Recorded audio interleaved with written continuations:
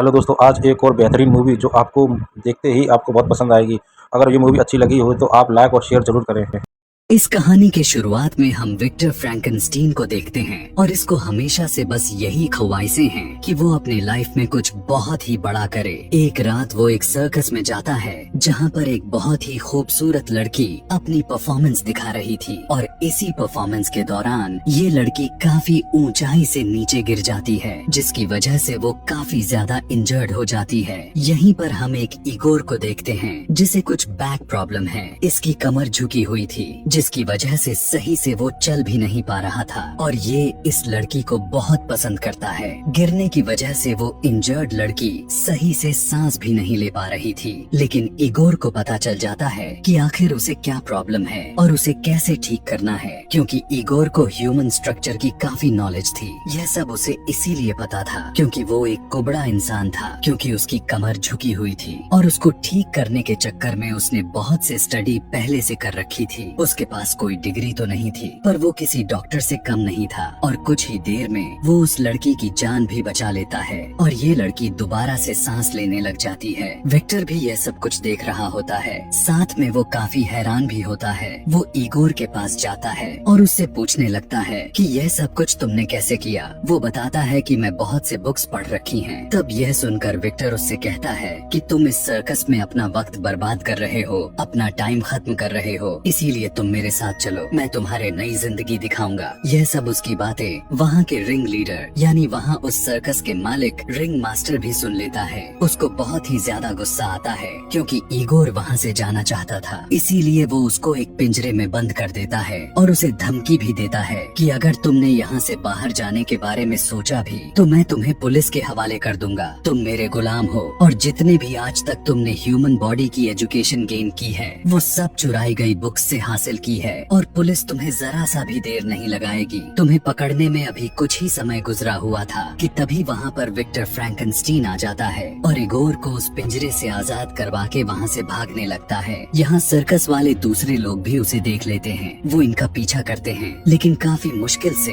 Victor Igor को अपने घर वापस ले आता है। घर पर पहुँचते ही सबसे पहले विक्टर कुछ इंजेक्शंस और दवाइयों की मदद से उसकी कमर को अंदर मौजूद पीप यानी कुछ गंदा मटेरियल बाहर निकाल लेता है ताकि उसके बॉडी पोज ठीक हो सके और वो काफी हद तक ठीक भी हो जाता है और वो पहली दफा सही तरीके से अपने पैर पर खड़ा हो पाता है, यानी कि अब वो एक कुबड़ा इंसान नहीं रहा, वो सही से चल सकता है। दूसरी तरफ हम एक पुलिस ऑफिसर को देख पाते हैं जो कि कुछ लोकल कत्ल और इगोर को वहाँ से गायब होने की इन्वेस्टिगेशन कर रहे होते हैं। विक्टर इगोर को बताता है कि मैं एक एक्सपेरिमेंट्स जिसका नाम है रिवर्सल ऑफ डेथ उस पर काम कर रहा हूँ, यानी मैं मरे हुए इंसान या किसी अन्य जानवर को दोबारा से जिंदा कर सकता हूँ, लेकिन इसके लिए मुझे बहुत काम करना है और इसमें तुम मेरी मदद करोगे। यहाँ पर वो एक कंटेनर में इंसानी आंखें भी दिखाता है जिसमें जब वो करंट को पास करता है तब वो आंखें मूव होना शुरू हो जाती है। इगोर इतना स्मार्ट था कि वो विक्टर की एक गलती को सही करने के लिए कहता है। वो उसे बताता है कि तुमने आंखों को सही से अटैच नहीं किया हुआ है। यह देखकर विक्टर बहुत खुश होता है कि उसने उसकी गलती को ठीक की और वो बहुत ही ज्यादा इम्प्रेस होने लगता है, इसीलिए वो अब इगोर को अपना असिस्टेंट बना लेता है। कुछ वक्त गुजरने के साथ साथ ये दोनों मरे हुए कुछ जानवरों के बॉडी पार्ट्स को जिंदा करते हैं। ये दोनों मरे हुए डिफरेंट जानवरों के बॉडी पार्ट्स से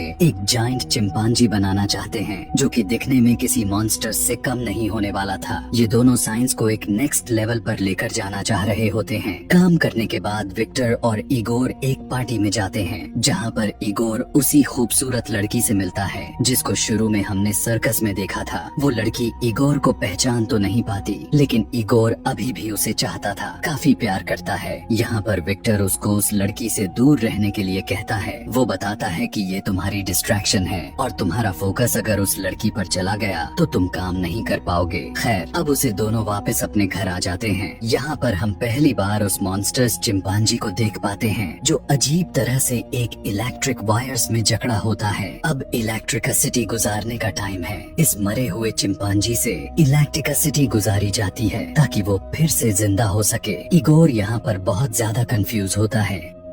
लेकिन उसकी यह कंफ्यूजन दूर हो जाती है जब मरा हुआ चिंपांजी मूव करने लग जाता है, यानी कि इनका एक्सपेरिमेंट्स कामयाब हो चुका है। अगले दिन अपनी साइंस को प्रूव करने के लिए विक्टर फ्रैंकेनस्टीन उस चिंपांजी को अपने यूनिवर्सिटी में लेकर जाते हैं। यहाँ थोड़ी मुश्किलें तो आती हैं, लेकिन जब वो चिंपांजी जिंदा होता है तो वो इधर उधर भागता है और अटैक करने लगता है, लोगों को नुकसान पहुँचाने लगता है, जिसे देखते हुए विक्टर फ्रैंकेनस्टीन अपने ही बनाई हुई क्रिएशन यानी उस चिंपांजी को मार डालता है। यहाँ पर विक्टर को भी उसकी यूनिवर्सिटी से निकाल दिया जाता है क्योंकि उसने अनकन्वेंशनल मेथड्स को इस्तेमाल किया था। यहीं पर इसके कुछ क्लासमेट्स भी थे जो काफी अमीर बाप के बेटे थे। ये काफी रिच थे। वो विक्टर को कहते हैं कि हम तुम्हें फंडिंग देंगे, तुम इस एक्सपेरिमेंट्स को कंटिन्यू रखो, और वो यह भी बताता है कि तुम मेरे लिए आर्टिफिशियल ह्यूमनॉइड्स बनाओगे, यानी कुछ ऐसे क्रिएचर्स जिन्हें हम अपने मुताबिक क्रिएट कर सके और वो हमारे और भी कामों में मदद कर सके।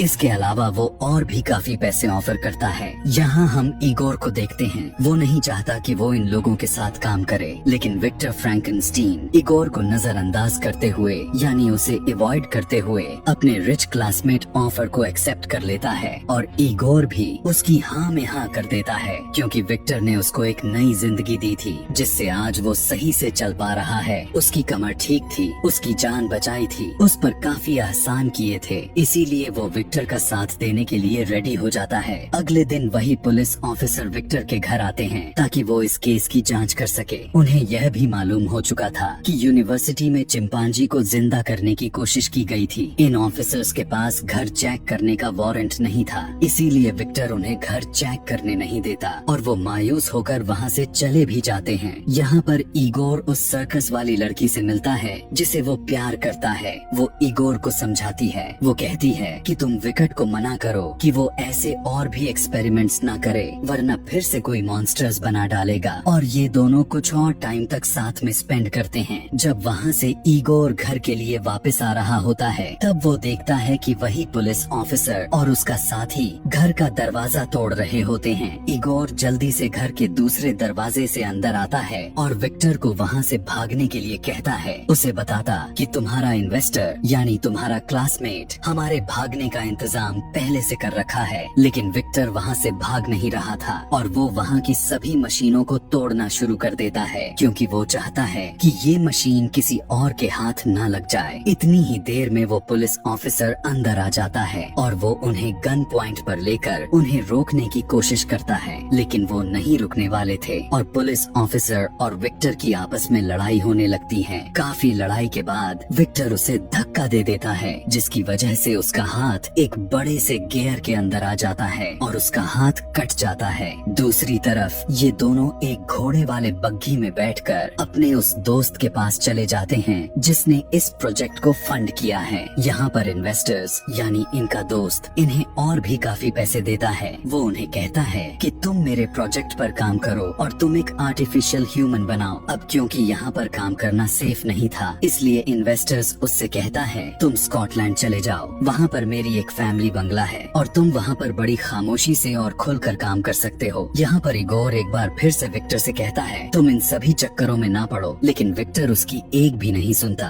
और वो स्कॉटलैंड के लिए चला जाता है ताकि अपने एक्सपेरिमेंट्स पर काम कर सके। जैसे ही वो वहाँ से चला जाता है तब रिच इन्वेस्टर्स इगोर के पास आता है और वो उसे बताता है कि जैसे ही यह एक्सपेरिमेंट्स कंप्लीट हो जाएगा तो मैं विक्टर को मार दूंगा और उसके बनाए गए आर्टिफिशियल ह्यूमन को मैं एक वेपन की तरह इस्तेमाल करूंगा। क्योंकि वो आर्टिफिशियल होगा तो उस पर ना कोई गोली की असर होगी और ना ही उसे कोई मार पाएगा। यह सब बताते ही इगोर के हाथ पैर बांधकर पानी में फेंकवा दिया जाता है।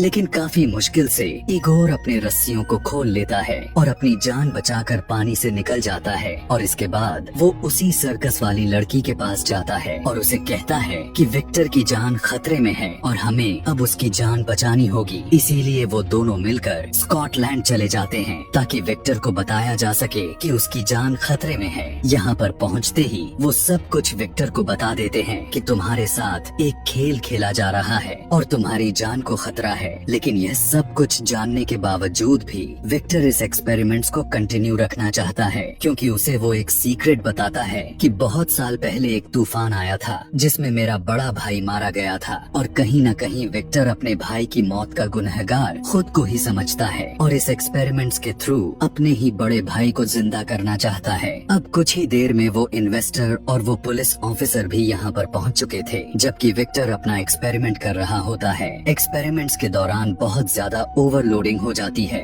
यानी बहुत बिजली जनरेट हो जाती है, जिसकी वजह से हर जगह तबाही मचने लग जाती है, हर चीज तबाह हो जाती है और उनकी मशीन भी काफी ज्यादा बुरी तरीके से ब्लास्ट हो जाती है। और इसी ब्लास्ट की वजह से उस इन्वेस्टर्स की यहीं पर मौत हो जाती है। पुलिस ऑफिसर विक्टर से कहने लगता है कि इन सभी तबाही के पीछे कोई और नहीं बल्कि खुद तुम ही हो, तुम्हारी ही वजह से यह सब कुछ हो रहा है। और इसी बातचीत के दौरान वो बनाया गया मॉन्स्टर अपनी जगह से उठ जाता है और मूव करने लग जाता है, जिसे देखकर विक्टर कहीं न कहीं खुश भी था कि शायद उसका बनाया गया एक्सपेरिमेंट कामयाब हो चुका है। विक्टर उस मॉन्स्टर से बात करने की कोशिश करता है, लेकिन वो कुछ भी नहीं बोलता और वो मॉन्स्टर एक ही जगह पर खड़ा रहता है। पुलिस ऑफिसर काफी डरा हुआ था, क्योंकि ये मॉन्स्टर दिखने में काफी खतरनाक लग रहा था और वो अपनी गन निकालकर अपनी तरफ शूट करता है, जिसकी वजह से उस मॉन्स्टर को काफी दर्द होता है, जिससे उस पुलिस ऑफिसर पर अटैक करके उसे मार डालता है। उसके बाद वो मॉन्स्टर विक्टर और ईगोर से भी लड़ने लग जाता है, उन्हें भी नुकसान पहुंचाता है, लेकिन आखिरकार ये दोनों ने मिलकर काफी लड़ते हुए